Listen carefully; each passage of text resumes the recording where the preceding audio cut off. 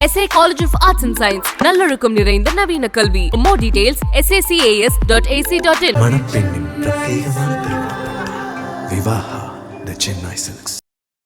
அடுத்ததாக பார்க்கக்கூடிய ராசிக்காரர்கள் மிதுன ராசிக்காரர்கள். ராகவேந்தருடைய பரிபூர்ண அனுகூலம், எதிர்பார்க்காத நல்ல விஷயங்கள் நடக்கும். அதேபோல் சனிக்கிழமையில் பசுமாடுக்கு உணவு கொடுக்க அனுகூலமான அமைப்பு. ப்ரெஷர் பார்த்து கொள்ள வேண்டும், இரத்த நாளங்களில் அடைப்பில்லாமல் பார்த்து கொள்ள வேண்டும். அது இதயத்துக்கு இருந்தாலும், கழுத்திலிருந்து மூளைக்கு போனாலும், கிட்னிக்கு போனாலும் இரத்த ஓட்டங்கள் கெடக்கூடாது. அதற்கேற்றவாறு உணவு முறையும் மருத்துவ ஆலோசனையும் எடுத்துக்கொள்ளலாம். இடமாற்றம், வீடு மாற்றம், தொழில் மாற்றம், உத்தியோக மாற்றம், படிப்பு மாற்றம் என்ற மாற்றங்கள் ஒன்றன் பின் ஒன்றாக வருவது அனுகூலத்தை ஏற்படுத்தி தரும். பிள்ளைகள் விஷயத்தில் காணப்பட்டிருந்த பிரச்சனைகள் பரிபூர்ண நிவர்த்தி. பிள்ளைகளுடைய படிப்பு, உத்தியோகம், தொழில், வியாபாரத்தில் பெரிய நிம்மதி ஏற்படும். துணை அல்லது துணைவியாருடைய நீண்ட நாள் கனவுகள் நிறைவேறக்கூடிய அற்புதமான காலகட்டம். குடும்பத்தில் பிள்ளைகள் விஷயத்தில் பெரிய ஏற்றம் ஏற்படும். பெரியவர்கள் விஷயத்தில் இருந்த பிரச்சனைகள் பரிபூர்ண நிவர்த்தி ஏற்படும். குடும்பத்தில் காணப்பட்டிருந்த சிக்கல்கள் பரிபூர்ணமாக நிவர்த்தி ஏற்படுவது, தனிப்பட்ட முறையில் செல்வாக்கு ஏற்படுவதெல்லாம் கண்கூடாக பார்க்கலாம். திருமண தடைகள் எல்லாம் நீங்கி சுபிட்சமாக இருப்பதனால் யோசித்து கொண்டே இருக்காதீர்கள். தேவையில்லாத பிரச்சனைகள் பிற்காலத்தில் ஏற்படும். நல்ல காலத்தில் நல்ல நேரத்தில் எல்லா சுபகாரியங்களையும் முடித்து கொள்பவர்கள் புத்திசாலிகள். குருவின் அனுகூலம் பரிபூர்ணமாக இருக்கக்கூடிய ஆண்டு. இப்பொழுது நாம் பார்க்க போகிறது தமிழ் புத்தாண்டு பலன்கள். ஏப்ரல் மாதம் வந்துவிட்டது, சித்திரை பறக்கப் போகின்றது. 13ஆம் தேதி இரவு 14ஆம் தேதி விடிய காலம் வரை சித்திரை பிறப்பு. தமிழ் வருடத்தில் இந்த சித்திரை பிறப்பு என்பது பல ஆயிரம் ஆண்டுகளுக்கு முன்பாக இடைக்காடர் என்னும் சித்தரால் உருவாக்கப்பட்டது. 60 ஆண்டுகள். அதில் முதல் ஆண்டு பிரபவ, கடைசி ஆண்டு அக்ஷய, அதாவது 60ஆவது ஆண்டு. இப்பொழுது நமக்கு குரோதி 38ஆவது ஆண்டு நடந்து கொண்டிருக்கு. அது 13ஆம் தேதி இரவு 4வது மாதம் 2025ஆம் ஆண்டுடன் முடிகிறது. 14ஆம் தேதி 4வது மாதம் 2025ஆம் ஆண்டு 60 ஆண்டுகளில் 39வது ஆண்டாக வரக்கூடிய விஸ்வாவசு ஆரம்பித்து 2026ஆம் ஆண்டு 13ஆம் தேதி 4வது மாதம் 2026ஆம் ஆண்டு வரை நடைபெற்று, அதுக்கப்புறம் 40ஆவதாக வரக்கூடிய பிரபவ என்ற ஆண்டு ஆரம்பிக்கின்ற வரையில் இந்த வருடம் முழுவதுமாக நாம் பார்க்கக்கூடிய ஆண்டு விஸ்வாவசு. ஸோ விஸ்வாவசுக்குள் தான் நாம் போக போகின்றோம். ஒரு தமிழ் வருடத்திற்கும் வெண்பாக்கள் உண்டு. அந்த வெண்பாக்களின்படி இந்த வருடத்தில் விவசாய பெருக்கங்கள் மலைக்க வைக்கும் என்று சொல்கிறார். கால்நடையில் புரட்சிகள் ஏற்படும் என்று சொல்கிறார்கள். பெரிய அளவுக்கு வரும். உலகம் முழுவதும் உணவு பஞ்சங்கள் நீக்கும். எந்த நாட்டில் பஞ்சம் இருந்தாலும் மற்ற நாடு சப்ளை பண்ணக்கூடிய அளவுக்கு வந்துடும். ஏற்கனவே சொல்லி கொண்டு வருவதுதான், காய்கறி தோட்டத்திலேருந்து ஆர்கானிக் உணவு பழக்கங்கள்லேருந்து சிறிய இடத்தில் பெரிய அளவுக்கு உணவு செய்முறைகள், விவசாயத்தின் உற்பத்தி, விவசாயத்தில் புரட்சி, பால் புரட்சி, கால்நடை புரட்சி, அதே போல் கடல் வளத்தில் புரட்சி எல்லாம் ஏற்படும்.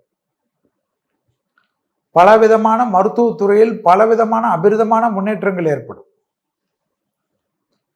ஏனென்றால் அந்த வருடத்தில் கிரகநிலைகள் சூரியன் எங்க இருக்கிறதுலேருந்து ஆரம்பித்து, சித்திரையிலிருந்து ஆரம்பித்து மற்ற கிரகங்களை ஆரம்பித்து 2.5 ஆண்டு காலம் இருக்கக்கூடிய சனி, 1.5 ஆண்டு காலம் இருக்கக்கூடிய ராகு கேது, 1 ஆண்டு காலம் இருக்கக்கூடிய குரு என்று எல்லாம் வைத்து தான் கணிக்கிறோம்.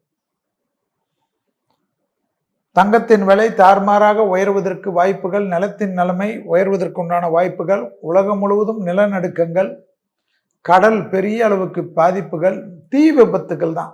நிறைய ஏற்படுமா இந்த விஸ்வாவசுல. அப்போ ஆகாயமாக்க விமானங்கள், கடல் மார்க்க பயண கப்பல்கள், ரயில் விபத்துகள், அதெல்லாம் ரொம்ப பார்த்துக்கணும். இயற்கை பேரிடர்கள் மிக அதிகமாக இருக்கும். அதே போல் தீவிரவாத தாக்குதல்கள், தலைவர்களுடைய உயிருக்கு பாதிப்புகள், அரசியல் கூட்டணிகள் மாற்றங்கள், அரசியலில் கணக்குகள் மாற்றங்கள், பெரிய அளவுக்கு நிபுணத்துவம் பெற்ற அரசியல் கணக்குகள் எல்லாம் மாறுவது, நன்றாக நண்பர்களாக இருந்தவர்கள் பகையவர்களாக மாறுவது, அரசு அதிகாரிகள் பெரிய அளவுக்கு தவறு செய்வதால் அரசாங்கத்திற்கு கெட்ட பேர் வருவது, வரி விதிப்புகள், உலகம் முழுவதும் வரி விதிப்பு தான் இருக்கும். மக்கள் எவ்வளோ சம்பாதிச்சாலும் வீட்டுக்கு கொண்டு போகணும், சம்பாதிச்சது மட்டும்தான் இருக்கும், அரசாங்கத்துக்கு கொடுக்கறதே பெருசாக இருக்கும். போர் அடிச்சிடும். கடன் தான், தனிப்பட்ட நபர்கள் கடன், எல்லாத்துக்கும் கடன். கடனே வாங்கக்கூடாது, கடன் வாங்கினா செத்துன்னு நினைச்ச கௌரியமானாக இருந்தாலும் கடன் வாங்க வேண்டியது. அந்த அளவுக்கு பாதிப்புகள். பிரபலமான தலைவர்கள், பிரபலமான சினிமா துறை, பிரபலமான தொழிலதிபர்கள், பாடல் ஆசிரியர்கள், பாடல்கள் பாடக்கூடியவர்கள், மில்லியன் கணக்கில் தனக்கு ஃபாலோவர்ஸுகளை வைத்துக் கொண்டிருப்பவர்கள் எல்லாம் கவனம். தேக ஆரோக்கியத்திலும் கவனம், எதிரிகள் விஷயத்திலும் கவனம்.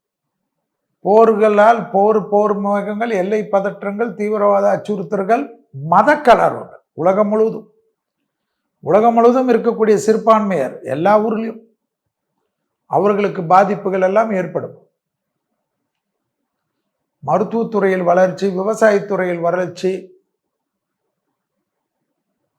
இந்த டெலிகாமில் வளர்ச்சி, ஸ்பேஸ் டெக்னாலஜியில் வளர்ச்சி,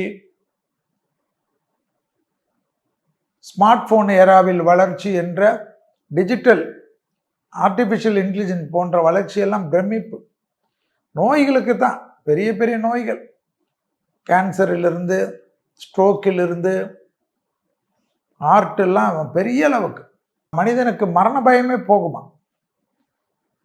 மனிதனுக்கு விபத்துகளால் தான் மரணமா? அது விபத்து இவர் தவறு செய்கிறதுனால. சட்டத்திட்டக்கு உட்பட்டு வண்டி ஓட்டினா ஒன்றும் பிரச்சனை கிடையாது.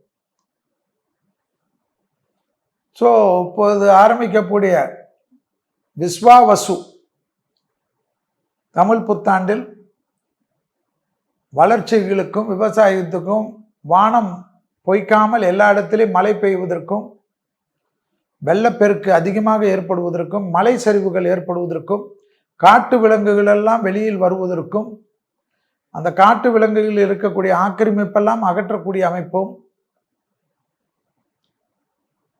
விலங்குகள் அதிக எண்ணிக்கையில் பெருக்கத்தை ஏற்படுத்துவதற்கும், உலகம் முழுவதும் எரிந்த காடுகள்லாம் மீண்டும் பசு என்று, பச்சை பசேல் என்று கண்கொள்ளா காட்சியாக இயற்கையுடைய அழகு அதிகரிக்கக்கூடிய அமைப்பெல்லாம், சட்டத்திட்டங்கள்லாம் உலகம் முழுவதும் கடுமையாக்கப்பட்டு இயற்கையை பேணி காப்பதற்கும், கிரீன் எனர்ஜி என்று சொல்லக்கூடிய எலக்ட்ரிக்கல் எனர்ஜி கொண்டு வருவதற்கும், பெட்ரோலிய நாடுகளுக்கெல்லாம் பெரிய பாதிப்பு இருப்பதற்கும், பெட்ரோலிய பொருள்கள், பெட்ரோலியத்தை மட்டும் வைத்து வியாபாரம் செய்து சம்பாதித்து கொண்டிருந்தவர்களெல்லாம் பெரிய அளவுக்கு அவர்கள் ஐயோ வேறு எந்த லெவலில் அவர்கள் கான்சன்ட்ரேட் செய்து அந்த ஊரில் வருவாயை பெருக்குவதற்கு உண்டான அதெல்லாம் இப்போ துபாயை போல் டூரிஸ்ட் சென்டராக இந்த பெட்ரோலிய நாடுகள் எல்லாம் மாறுவதற்கு உண்டான அமைப்பு ஏற்படுவதும், அங்கே இருக்கக்கூடிய சட்டத்திட்டங்கள் எல்லாம் கடுமையான சட்டத்திட்டங்கள், அரபிக் கண்ட்ரியில் இருக்கக்கூடிய சட்டத்திட்டங்கள், கத்தாரில் இருக்கக்கூடிய சட்டத்திட்டங்கள் எல்லாம் கடுமைகள் எல்லாம் குறைத்து